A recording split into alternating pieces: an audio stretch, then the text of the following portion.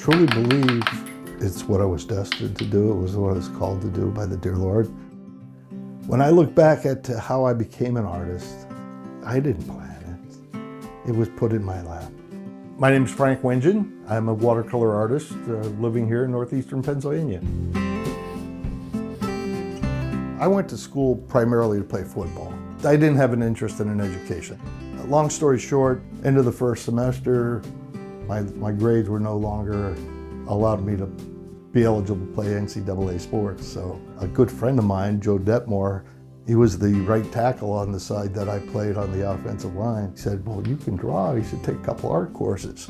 And that's what led me into art. I met a man by the name of 𝗡𝗘𝗣𝗔 who became my mentor. He was a watercolorist, kind of took me under his wing.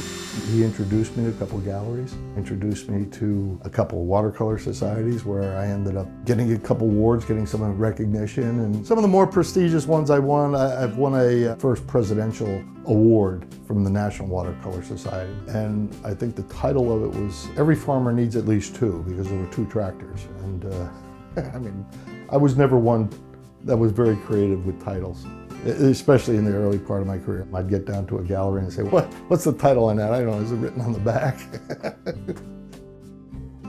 A lot of people say, oh, it looks like a photograph. And see, I don't look at my work as hyper-realistic. It's realistic, and I look to have it appear real, but I want the viewer to see what I was trying to express.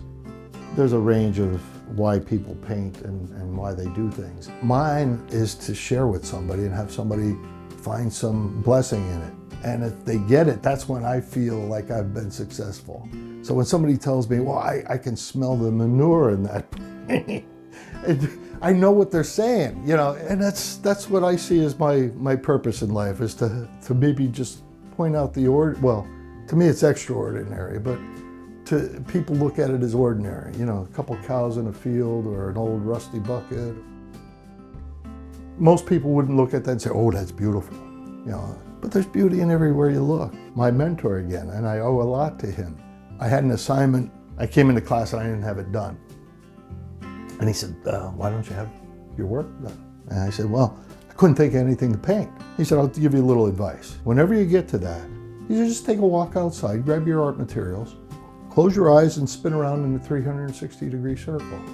He said, what you see when you open your eyes, paint it. And you know what?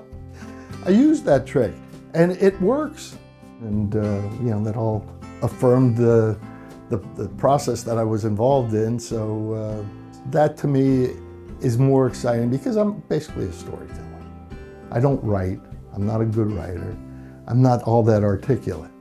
But I can paint, and thank God that I have that ability, and that gives me something to share with people.